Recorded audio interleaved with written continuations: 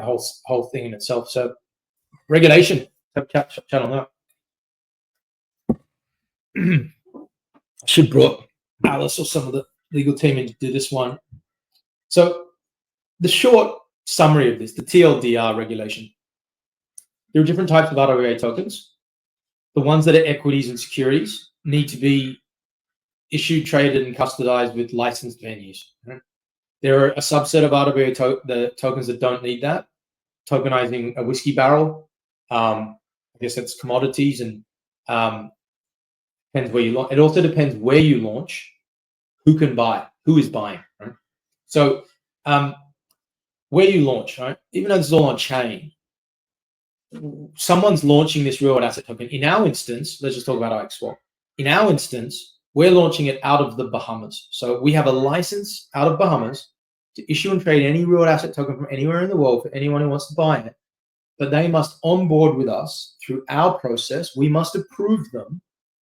And then the investors must pass KYC. Couldn't be any simpler. Everyone should do it if you haven't done it, and go and buy your first real asset token on IXSwap. Get started, not just sit here talking about it. But that's our license, right? It took 3.5 years to get. So the asset could be a real asset equity token of a startup from America. It could be a startup shares from South Africa. It could be a real estate token from Hong Kong. It could be whatever. That's the rails, right? So the point of the regulation is that there's typically you're typically operating under the regulation of at least one country, right? Because that's where someone has gone and got the license. Now, people have said, you can issue real asset tokens on chain, decentralized to everybody. Okay, it might be true for some dollars like stable coins, but again, they're not earning interest and yield, so they're not like equity tokens that are making money. But when it comes to like equity tokens, again, the company who's issuing the RWA tokens, so if I'm a venture capital fund and I'm issuing these tokens, I have my company set up in a jurisdiction, in a country, and there's rules, right? I have to say, I set this company up, I pay money, I have to tell how much money it makes, I have to give audit statements, I have to pay tax, I have to tell them who owns shares. So again, this is just how the world works, right? So all these real world asset tokens that, and again, most of them now, like I'm going to just focus on real world asset equity tokens, they all come from a certain country managed by some body, and those buying and selling must be known people, right? So this is the concept of the regulation, right? And again, the platforms, especially our team and others, like we're here to abide by the regulation, but to try to make the most ultimate user experience possible, and also get as many assets and as many people involved and as many people accessing these assets as possible. But these are the basic frameworks for it. So with that in mind, you also have different regulations in different countries. Right? That's how it works. And that's been a bit of a crazy episode, right? So for the RWA space, some regulators were very smart. I'm going to give Singapore a nod on the head for this one. Like, is it a real world? Is it a security? Yeah, it's a security. Okay, well then follow licensing. Get a broker dealer. Get an exchange. Get a custodian. This is my take. Regulations don't reference paper. So it's how you buy, who issues, where you can buy, what's the process, right? It doesn't say you must issue this security on paper, and that's the only reason it's a security. So if you issue it on a token, you can. You just got to follow those same rules around how you do that. So that's been a mad confusion for the world, because it's not cryptocurrency, right? But we use protocols. That's a big confusion. That's why the regulators. And cryptocurrency came out, and that was definitely something new, right? That was a new thing, just say, right? And then a lot of people, hate it or like it. Most governments went, okay, we need to come up with some kind of framework for this, right? And it was mired in controversy and still goes on forever. It was only 2 weeks ago that America went from trying to kill the industry to now saying, let's support it. One example. But real world asset tokens exist within the securities regulations that already exist in the world. Now, some countries don't see it like that. They're trying to make real world asset regulations. I think Korea is probably someone I can think of that's doing that, but other countries are not, right? So again, part of the difficult birth and the journey of what we're saying here, taking you through the whole real-world asset industry, was there was mad confusion and it confused everybody, but there shouldn't have been. Right? We don't need new rules for real-world asset tokens. We have existing securities laws. Yes, they should be updated and it should get better, but we don't need it. So that's how it is, right? And again, there's changes coming, right? Because again, you now have this new world of issuing real-world asset equity tokens purely on chain, right? So I said that before. You've got some of it's like, here's a paper share of a company, I'm tokenizing it's 1-for-1, still a real asset token. Now, evolutionary in parallel, depends where you are in the world, we do this as well. You can now issue a real asset equity token without the piece of paper altogether. Right? The blockchain is a source of truth.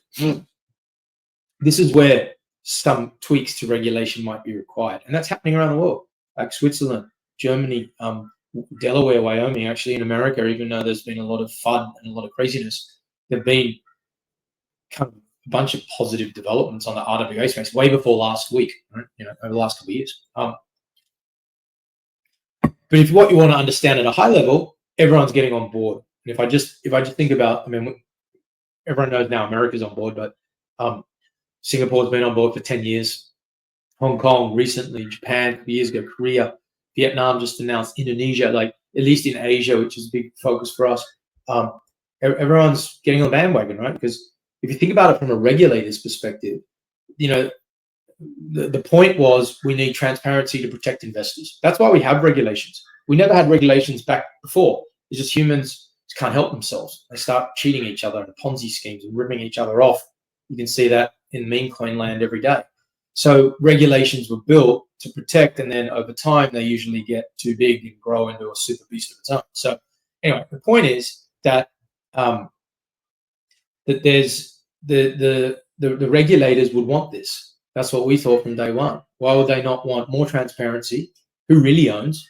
Who really trades? Because on a piece of paper, there's always a delay. If you change a shareholding in a private company, it can take weeks before the cap table, the registry of owners gets changed. So there's actually a period where it's kind of wrong, right? Someone sold shares and the name hasn't been changed. In blockchain, real assets, that's just instantaneous. All right, so one example of benefits for regulators, i.e. why they would all eventually get on board here. So that's regulations. Dubai, UAE have been going really super hard at it. And if you're a founder out there, I'd say you got to be cautious. I'm not going to pinpoint anyone and say anything negative about anyone in particular, but governments and regulations is not one person. It's a lot of people. Even if governments come out and say, oh, we're super pro, we're going to do all these great things, you can go there and sign up and you can be stuck there for 5 years and everything changes and you never get a license, or it changes, or a new guy comes in and doesn't like it, whatever. So whenever someone's super pro early, you've got to be cautious. You don't want to invest too much energy and time into that, or you might burn yourselves. And there's a lot of jurisdictions now trying to get pro blockchain because they understand that blockchain companies, in brackets, can be anywhere. A lot of them are completely remote. So if you give them a positive regulatory framework, whatever they do, they'll set up a new company. They'll pay taxes. They'll hire people. They will buy drinks and throw parties in your town. Like, it's a good thing. So blockchain, digital asset industry, has created a much more competitive landscape for regulators, right, around the world to compete. You will still have a very kind of distinct difference between, American capital markets and, say, Cambodia, right? But they could both eventually be at a very kind of equal level when it comes to ease to do business, what you can do, can't do, and all this kind of stuff, right? So, that's a bit more about regulations. And again, it's why you need to work with professionals to get these things sorted in the first place. Is it equity? Is it debt? Is it real estate? Is it art? What type of RWA is it? Are you issuing it yourself? Hey, I'm a startup and I'm issuing my own real estate tokens to my own investors. You don't need any licenses for that. It's your company. You can sell it. But hey, I want to put it on that platform and tell the whole world about it. Oh, that guy needs a license. And where are they going to tell the world about it? Are they going to go on the ground running around in different countries? Because that means they actually legally need a license in all those countries. Or are they just going to promote it online, staying within the advertising rules and have people come to them? That's different again, right? So there's no one size fits all to this licensing thing. It needs to be asset specific. Who's issuing it? What type of asset? Where it's being issued and who can buy it, and what are the rules around that? I think that's the best